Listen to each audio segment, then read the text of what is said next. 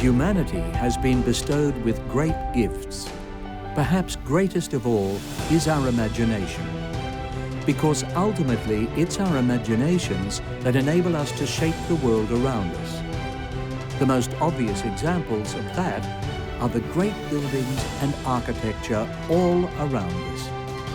But which works of architecture should we see during our lifetimes? Find out in Top 10, The Art of Architecture. Sporting stadiums have become gladiatorial arenas for today's sporting heroes.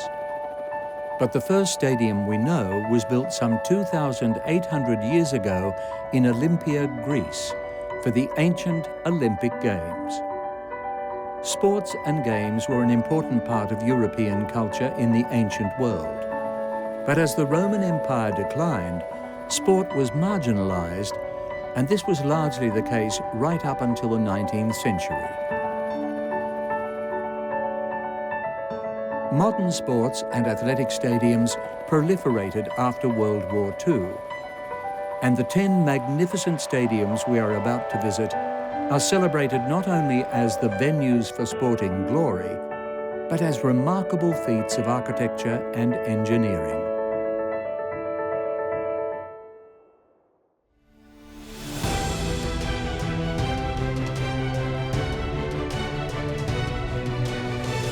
Olympic Stadium, Athens, Greece.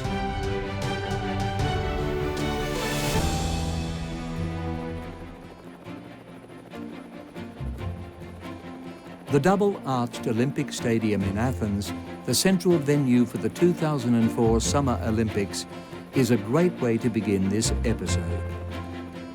The stadium was designed in 1979 and inaugurated in 1982 for the 13th European Athletics Championships.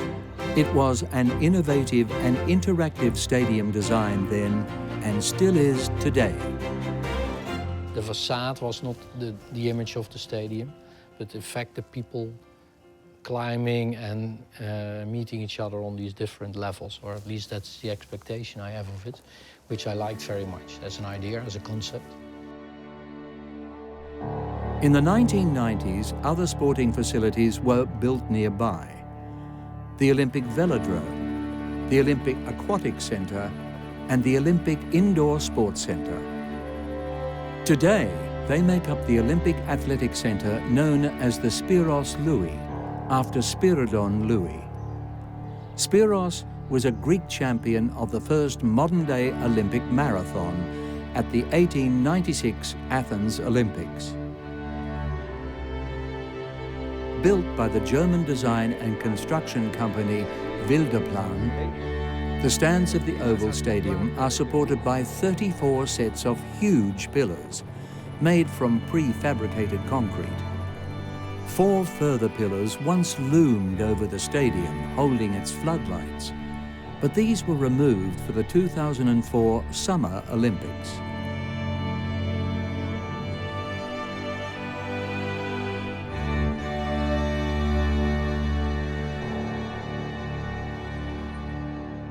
The redesign by the world-renowned Spanish sculptor and architect Santiago Calatrava included the roof of the stadium, the velodrome, and a makeover for the entire complex. The new and lavish roof is one of the most striking features. It consists of 2 half shells which cover the seats but leave the playing field open.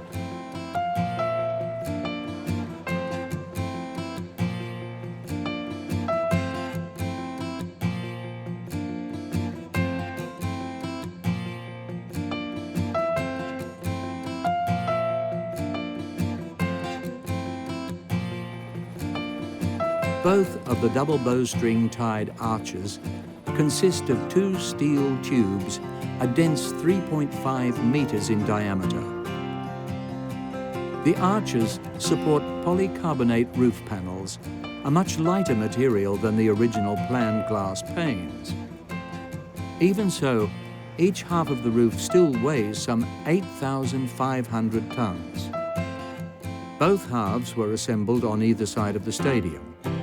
They were then lifted hydraulically into position, which is no mean feat. From servicing point of view, it's also important that the stadium is used regularly after the game events. With a span of 304 meters, the whole of the roof rests on just 4 bases, where the arches intersect. The roof is structurally independent from the stadium, which makes it similar to the roof of the London Olympic Stadium. Part of the roof is transparent, good for lighting and filming conditions. A special coating that is designed to reflect 60% of the sun's rays has been applied to the panels. Similar roofing was used for the renovation of the Olympic Velodrome in London. In both instances, serving to create an aesthetically pleasing yet efficiently functional structure.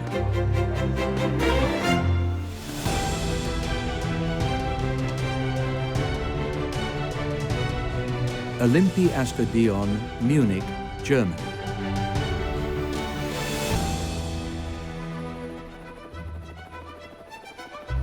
The Olympic Stadium in Munich, Germany, is the second oldest in our top 10, but no less impressive for it. Quite the contrary. The roof of this stadium, a lightweight tent-like construction, was a bold statement for its times.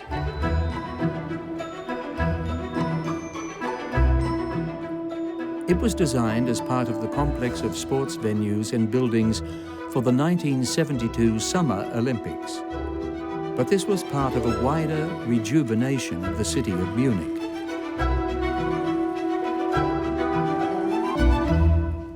That works very well if you have a city that has a strong development. In cities where this is less, it's very often sort of a carcass that remains for a very long time.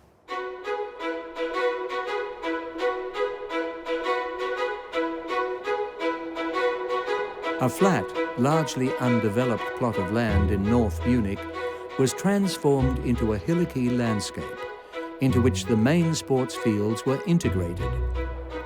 The arenas and pitches were sunk below ground level, and the key facilities all hidden under the stands or underground.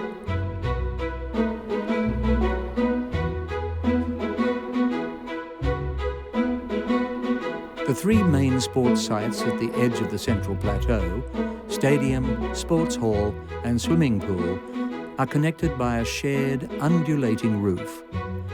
The translucent pre-stressed roof consists of a net of steel cables with a covering of acrylic glass sheets.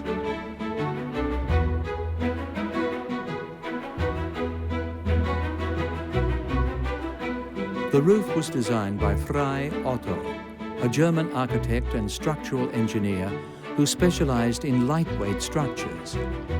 He had already amazed visitors to Expo 67 in Montreal with a similar concept.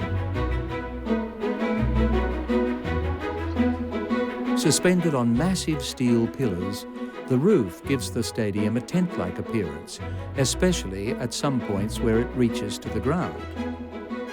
The forces at work are carefully calculated and balanced against each other. The Munich Olympic Stadium was built for Olympics in 1972, and in that time it showed already very progressive architecture and engineering construction and concept. The sheets of acrylic glass are connected to each other by flexible chloroprene strips, which also drain rainwater away. The transparent roof lets in all the necessary light and eliminates shadow contrasts. This ensures the sharpest possible TV images. Pretty slick for 1972.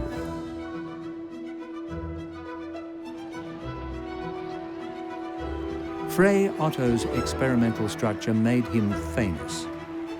In 2015, the year he died, he was awarded the Pritzker Architecture Prize for his lifelong work.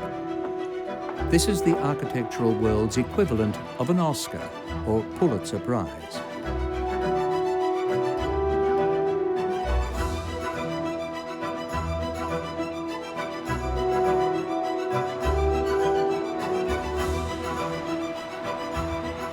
There was unexpected horror and tragedy at the 1972 Olympics. Several members of the Israeli Olympic team were killed by a Palestinian terrorist group.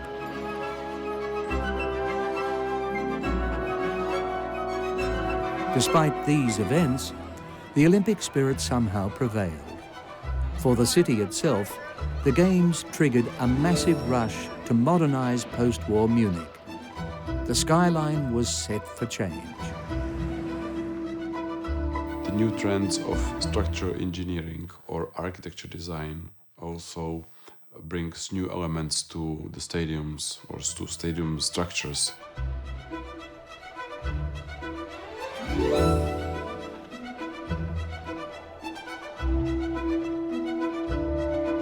The fantastic transparent cloud or cobweb became the architectural centerpiece of the Olympic Park and an icon of Munich in the years to come.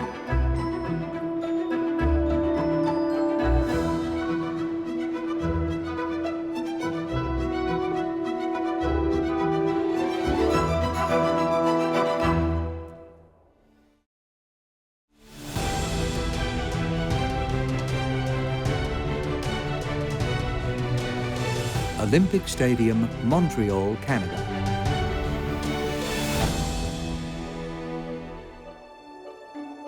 After Munich in 1972, the Summer Olympics of '76 were held in Montreal, largest town in the Canadian province of Quebec, and indeed the second largest city in Canada. In the eastern part of the city, a large plot became the site of the Olympic Park and surrounding sports complex.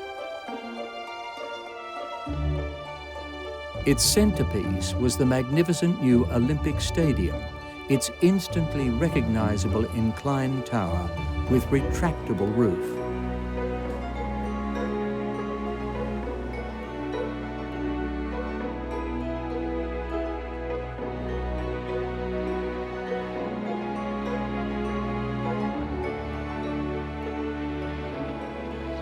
In 1972, 2 years after Montreal was chosen to host the Games, French architect Roger Talibert presented his design.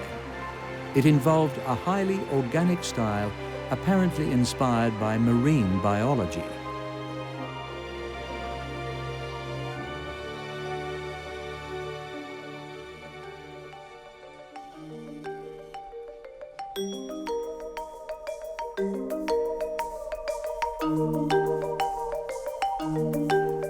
Talibert is also responsible for the Olympic pool and Olympic velodrome, both adjacent to the stadium. The stadium was designed as a colossal elliptical cantilevered structure, which resembles a shell that is opened in the middle. It was originally intended that the huge 168-meter-tall leaning tower hold up a movable synthetic textile roof suspended from it. The tower was not ready in time for the Olympics, however, and was added later. The main components of the stadium shell are 34 self-stabilizing concrete cantilevers, which uncovered are reminiscent of ribs or fingers. These point towards the center of the stadium. They support the stadium stands, stairways, and the fixed section of the retractable roof design. The Olympic Stadium of Montreal is not very special structure as for roofing and seating, but what is very exceptional is how the roof is retracted.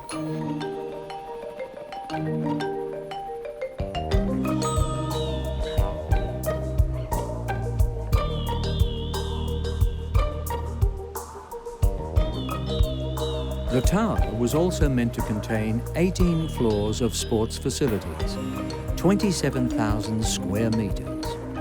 But bad weather and mismanagement combined to see only a quarter of the tower completed by the time the Games had begun.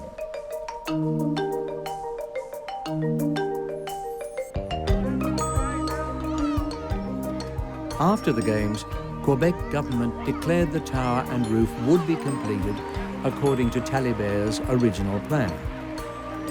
In reality, it wasn't until 1987 that the tower, now a bit lower in height, was constructed, and the rubberized Kevlar roof could be installed. But even that was not the end of it. Over the years, the roof proved too sensitive for the harsh Montreal climate and was replaced by non-retractable Teflon-coated fiberglass panels.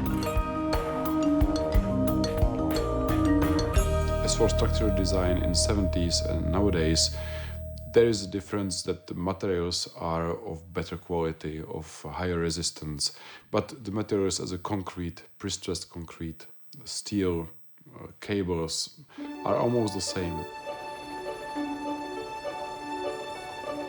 Despite drawbacks during construction, the stadium is still majestic.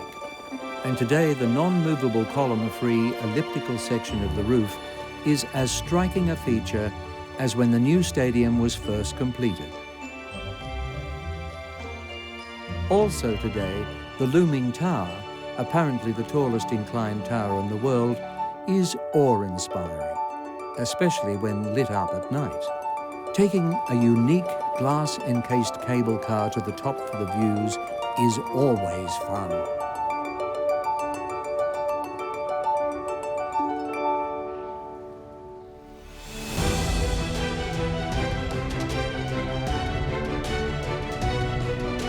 Soccer city, Johannesburg, South Africa.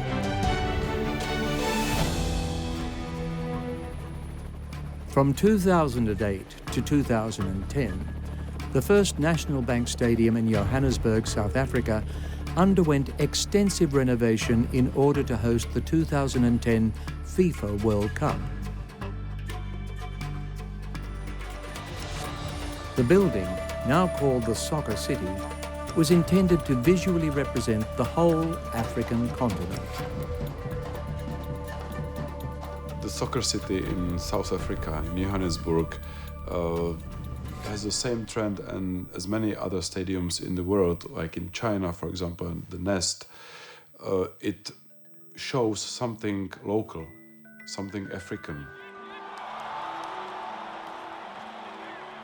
The original stadium, which seated 80,000 spectators, first opened in 1989.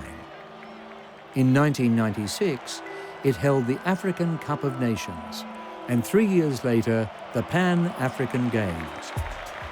But when in 2004, South Africa was chosen to host the 2010 World Cup, the first World Cup ever held on the African continent, a major revamp was called for. It was also necessary to increase seating capacity. For the reconstruction, the studio Bugertman and Partners and the HOK Sport Company were chosen. The latter, today called Populous, is an architectural firm specializing in sports-related buildings. Populous have worked on projects including Wembley Stadium and Wimbledon Centre Court in London, Yankee Stadium in New York, and the Australia Stadium in Sydney. The old stadium in Johannesburg was partly demolished and its foundations were used for a new building, the new symbol of African soccer.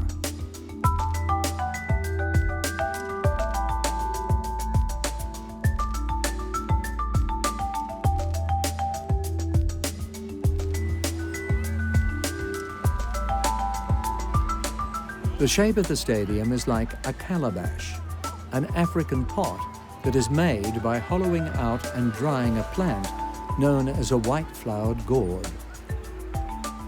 The facade, supported by 120 concrete pillars located on the perimeter of the building, consists of thousands of fiberglass reinforced concrete slabs in the colors of fire and earth. The facade is divided by 10 slits that form a symbolic connection with previous World Cup stadiums. The roof that encircles the pitch consists of a Teflon fiber membrane with an area of 54,000 square meters.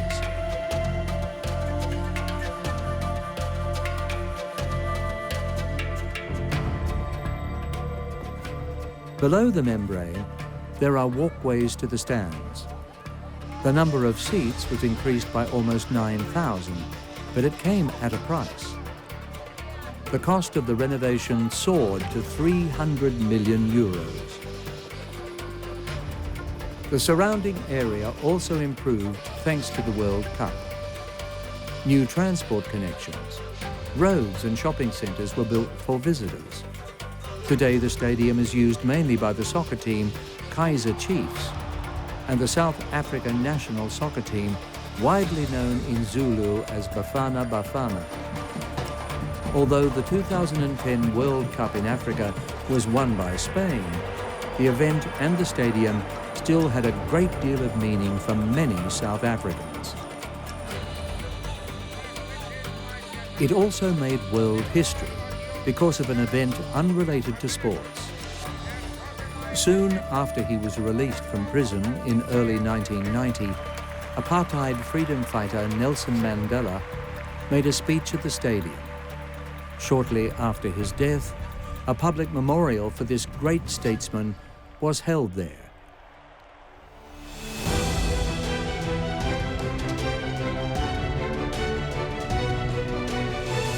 Wembley Stadium, London, UK.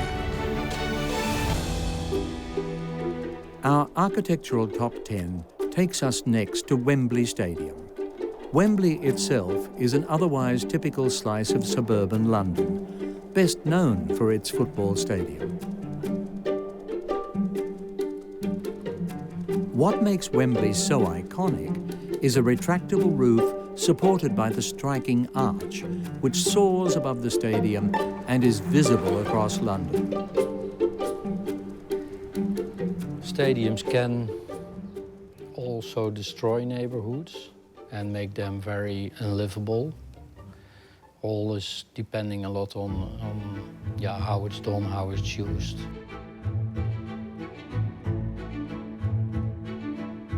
The new Wembley Stadium officially opened to the public in 2007. It was constructed on the site of the earlier Wembley Stadium, or Empire Stadium, built for the British Empire exhibition of 1924.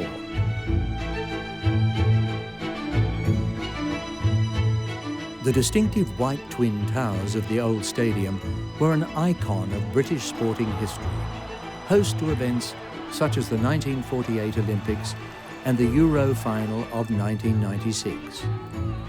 But it was almost entirely demolished in 2003 to make way for its modern successor.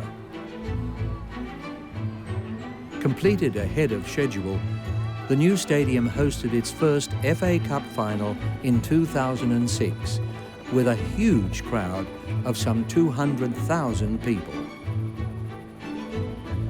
The new stadium covers twice the area of the original and is almost 4 times higher. The British architecture studio Foster & Partners, now famous, for example, for the London skyscraper nicknamed the Gherkin, worked in tandem with the American sports architectural company Populous to redesign the new-look Wembley.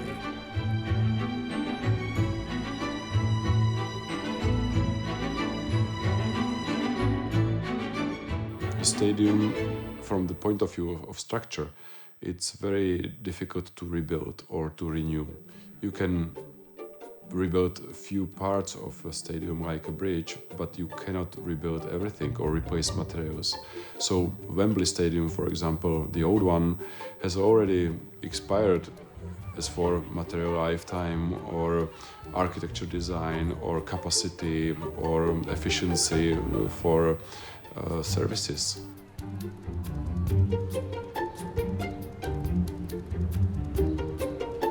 As much of a challenge as reinventing Wembley must have been, the architects outdid themselves with the new design. With a span of 315 metres, the new-look Wembley's steel arch is the longest single-span roof structure in the world. It supports the north roof and 60% of the south. This enables the south roof to retract, letting light and air onto the pitch. Around a third of the roof is retractable. Based on computer modelling of air movement and sunlight, this prevents shadows falling on the pitch.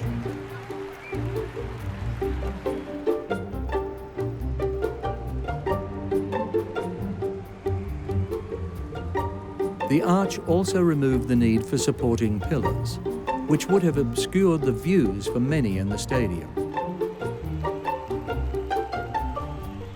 With its bowl-shaped geometry and higher, steeply raked seating plan, Wembley Stadium provides wonderful spectator views.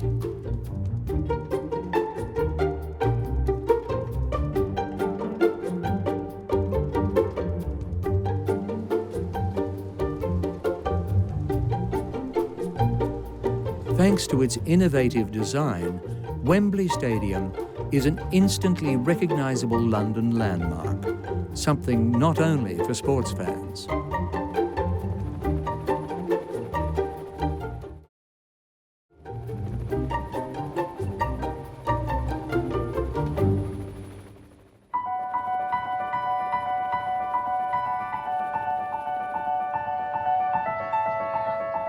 With the spread of televised sports coverage, stadiums no longer needed to jam in as many spectators as possible. The demand now was for comfortable, well-equipped stadiums with larger roofs.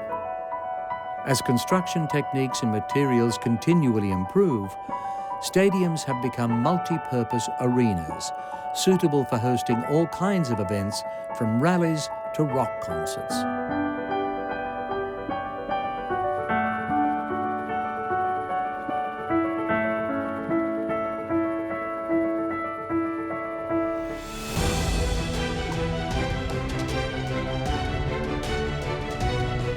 The National Aquatic Center, Beijing, China. The Beijing National Aquatic Center, known as the Water Cube, was built in connection with the Olympics of 2008.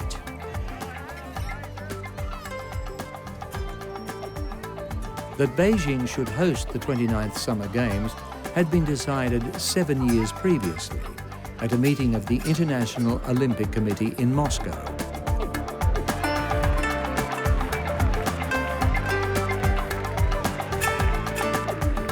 Beijing won thanks to its promise to complete building the sports facilities 1 year in advance. This was in order to avoid a repeat of the last-minute organised chaos of the 2004 Olympics in Athens. The Chinese organisers' architectural competitions helped them stay ahead of the game.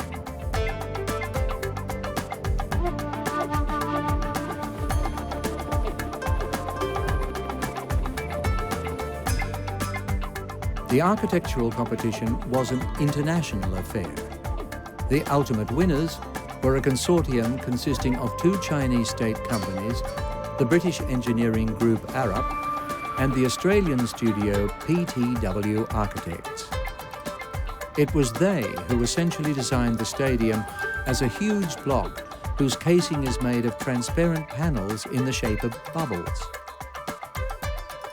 The architects found their inspiration for this structure in water itself, and in the works of the physicist Lord Kelvin and his Irish disciples Denis Weary and Robert Phelan. They had been trying to divide space into cells of equal size with the least possible surface area between them, much like water. The result was the complex three-dimensional structure known as the Weary-Phelan foam. This structure, consisting of a combination of dodecahedrons and tetradecahedrons, was cut by the architects into identically sized cubes. The results are definitely unique.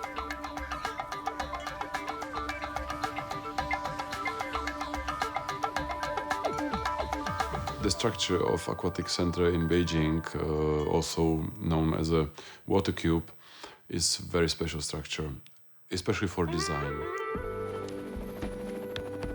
The National Aquatic Center Beijing is in quite a neighborhood. There's another sports stadium close by, dubbed the Bird's Nest, which we'll visit soon. But the aquatic centre's water cube structure consists of steel tubes connected by thousands of ball joints, evenly distributing the load of the building and ensuring its stability against earthquakes. Seismic resistance is improved by unconventionally designed bubble cladding, made not of glass, but ETFI plastic, a polymer with excellent sound and thermal insulation properties. Thus, the stadium operates like a greenhouse, a low-energy building in which heat accumulates in the water mass and adjacent surfaces. Outside it seems like a shell that it's transparent and lit from inside.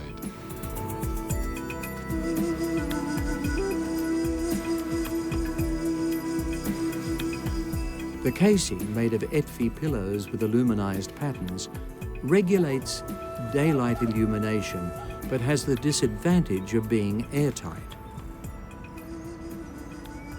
The pool area is therefore supplied with fresh air through vents located under the spectators' seating.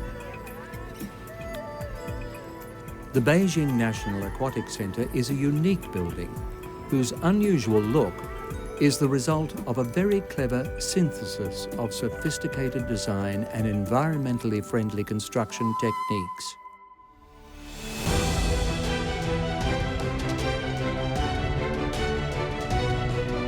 National Stadium, Beijing, China. And we need only go next door in Beijing for number 4 of our countdown, the so-called bird's nest. The design for China's national stadium, a memorable symbol of the 29th Summer Olympics, emerged from an international competition. A Swiss studio, Herzog and de Meuron, emerged victorious after competing against 12 other participants in 2003. Probably for the first time in the history of stadium construction, the architects succeeded to make the structure visible for people that they feel that it's only design without any structure inside. All around the so-called bird's nest today, there are squares, stadiums, and sports facilities, buildings for athletes and staff or transportation terminals. But what about its purpose today? I went to the bird nest, and it's huge, and it's now mainly an attraction for tourists, just to go there and see the former Olympic terrains, areas. That's a difficult one. It's easy to see why the stadium is nicknamed the bird's nest, and it's a remarkable building. Principal architects Jacques Herzog and Pierre de Meuron are known around the world as proponents of minimalism.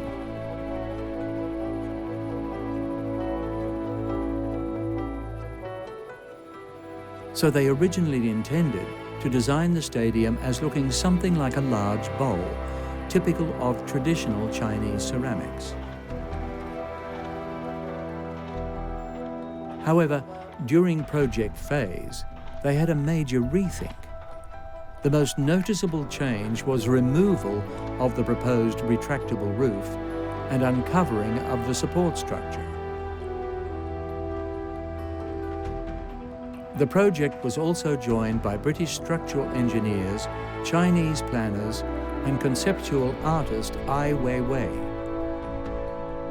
The result is a building which symbolizes the spirit of collectivism, undoubtedly one of the Olympic ideals.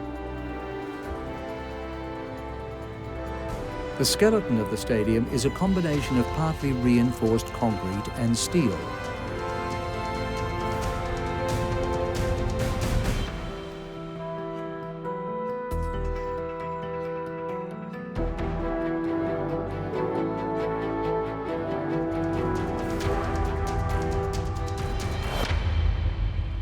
Steel was used to make the outer frame protecting the red reinforced concrete spectator bowl, with its huge grandstands and facilities.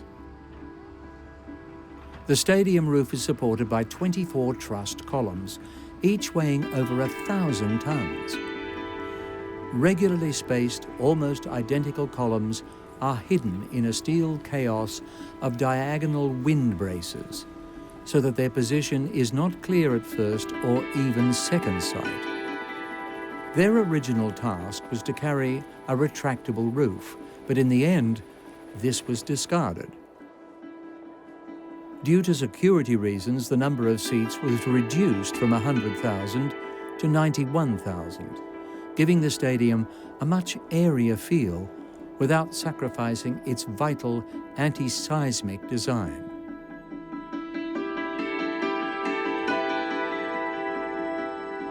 The cost of building the Chinese National Stadium was estimated to be as low as 10% of the comparable price tag in the Western world. To give some idea, in one single day, thousands of workers were able to lay down over 7,500 square meters of grass, irrigated by water collected from the roof of the stadium.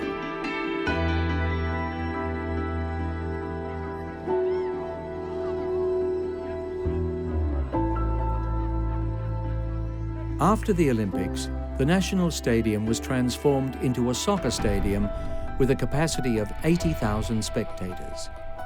The Olympic Village was made over as a shopping centre and hotel. But whatever changes have been made, its unique design and aesthetics have been preserved, and that's worth celebrating.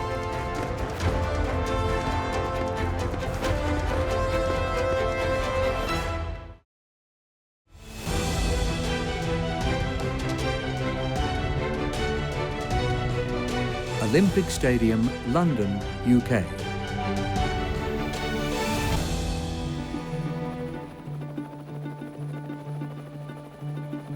Britain has a long tradition of hosting Olympic Games.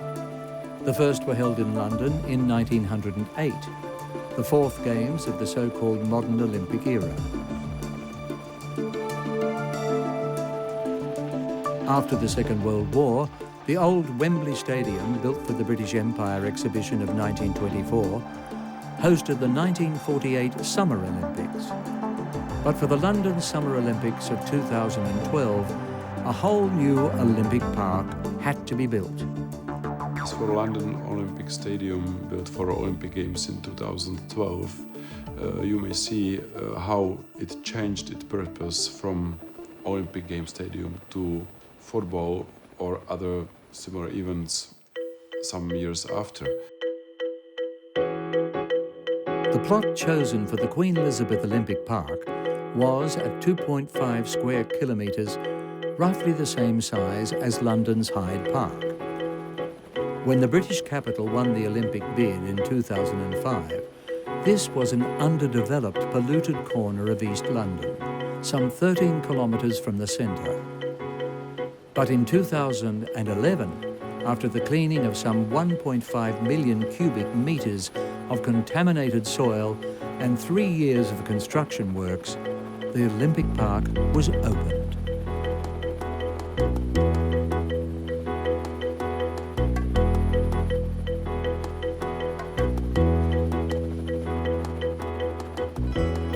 It was designed by architects from, again, Populous, the American architectural company that designed some of the prominent stadiums already visited in this episode.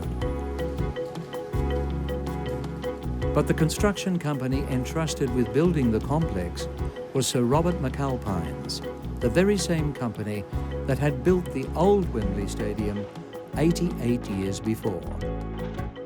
The elegant structure combines the external diagonal white steelwork that supports the roof, while on the inside, a black steel structure supports the upper seating tier. If it's a large stadium, you can omit such a roof, but a new modern approach and comfort for the people watching the games is almost necessary to have a retractable roof.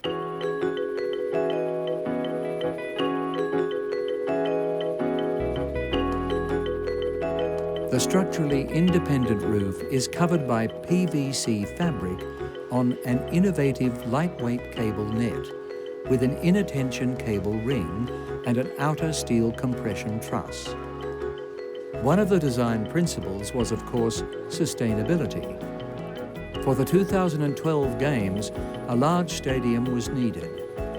But for long-term usage after the Games, a smaller scale venue was deemed more appropriate. They already think ahead of the after Olympics and how the stadium can be reduced again, make a bit smaller, and how other structures can be sort of absorbed in the development of the city. Plans on how to use the stadium after the Olympics have changed more than once, and the stadium is currently being adapted to become a multi-purpose venue for both sporting events and cultural activities. The 2017 World Athletics Championships is being held there, for instance.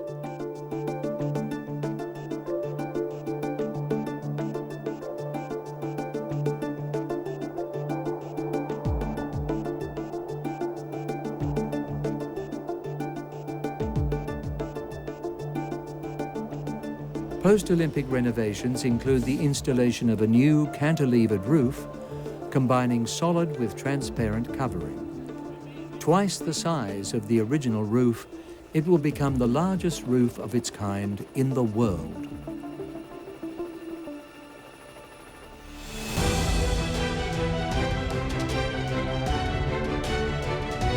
Fished Olympic Stadium, Sochi, Russia. Fished Olympic Stadium was built for the 22nd Winter Olympics of February 2014, held in the mountain resort of Krasnaya Polyana and the coastal town of Sochi.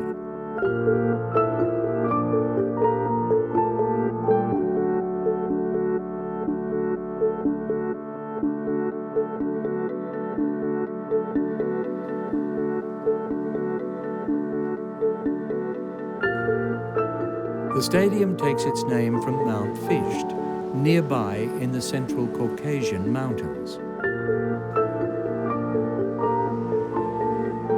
The architects from the American company Populous say they were inspired by the world-famous Fabergé eggs. Jeweler Carl Peter Fabergé made a series of them between 1885 and 1917 for the Russian imperial family. But what about the practicalities of stadium design? If you build the stadium for winter games or summer games, there's one big difference. You have to keep the cool inside for winter games stadium. But as for structural point of view, the problems are similar.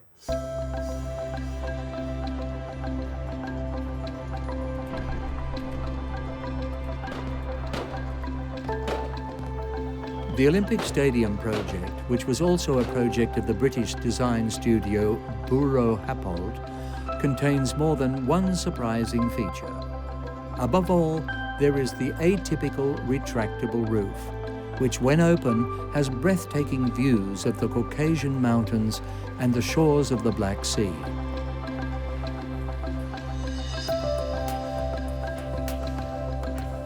The stadium roof is made of FT, a polymer with excellent sound and heat insulating properties.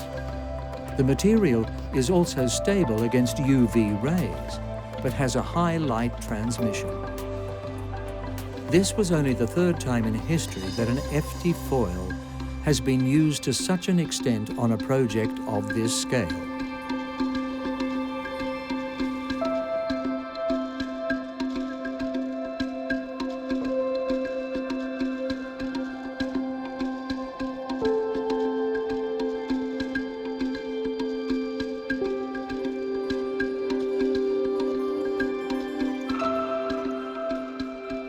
The FT pillows covered the steel frame, which is part of the moving mechanism allowing the roof to open fully or close.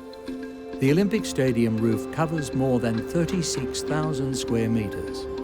From a structural point of view, It combines steel and reinforced concrete frames, the latter painted white.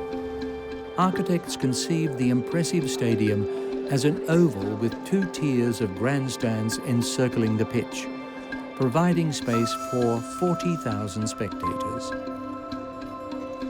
This capacity will be increased in the near future due to the Soccer World Cup in 2018. The stadium will then be adapted for the training and tournaments of the Russian national soccer team, with seating capacity reduced to 25,000 spectators.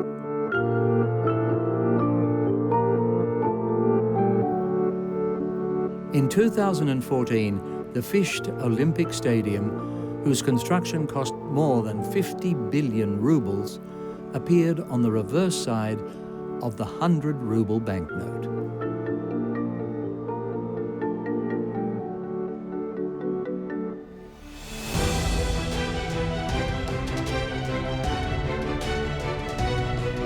Maracanã Stadium, Rio de Janeiro, Brazil.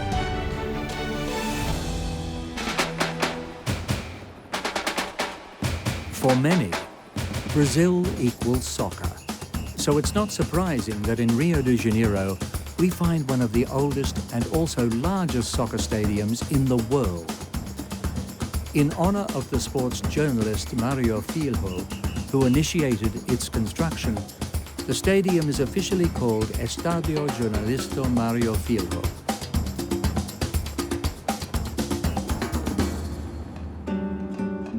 It was built to be ready for the World Cup of 1950. The final match, in which the Uruguayan team defeated Brazil 2-1, was watched by a record-breaking 200,000 spectators. The history of this soccer shrine began shortly after World War II, when the International Federation of Football Associations, known as FIFA, asked Brazil to organize a soccer championship.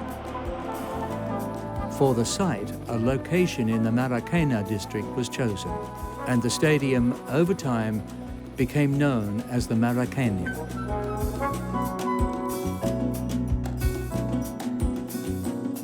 So these Olympic Games or World Championships or these huge events, they can have a big impact. But they also generate activity. So in the run towards it, when all the benefits are promised and how great it will be for the city or the country, it also generates a lot of activity and entrepreneurship, and people are excited about it. The fierce competition in the public tender was won by a team of 7 young architects. For them, this was no ordinary architectural commission. Their stadium was expected to be a reflection of the Brazilian place in World Cup history.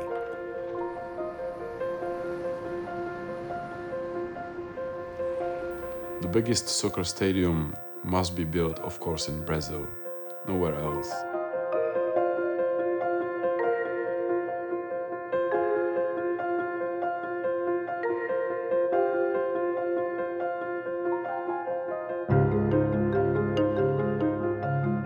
Architects designed the impressive stadium as an oval arena with a long axis and 2 tiers of grandstands encircling the pitch. The more popular upper grandstand has something of the character of a theatre balcony. The strictly symmetrical stadium could be entered through one of 2 entrances, both with triumphal arches and ramps, through which crowds could seamlessly flow into the upper grandstand. Spectator capacity is in excess of 155,000.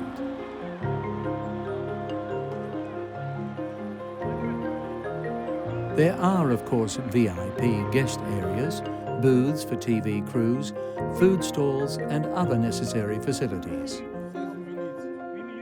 The refitting of Maracanã Stadium for Olympic Games will be a very large one. And it's interesting then that many stadiums were rebuilt from Olympic Games purpose to another purpose, but this time the soccer stadium will be rebuilt for Olympic Games stadium. Original construction of the soccer stadium took place between 1948 and 1950, with more than 10,000 labouring in the sweltering heat. After its opening, the Maracanã Stadium, which was only fully completed in the 1960s, was for a time the biggest football stadium in the world.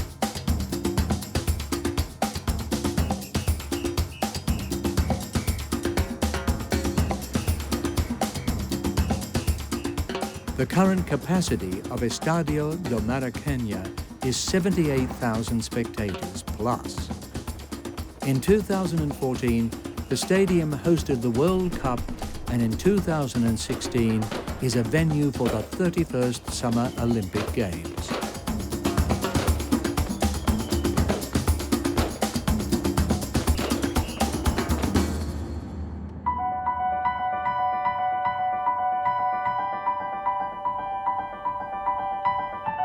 We have seen some truly jaw-dropping stadiums, which today are often at the heart of the regeneration of contemporary cities, as was the case with the Olympic Stadium in London, and the various events they host, which draw visitors all year long.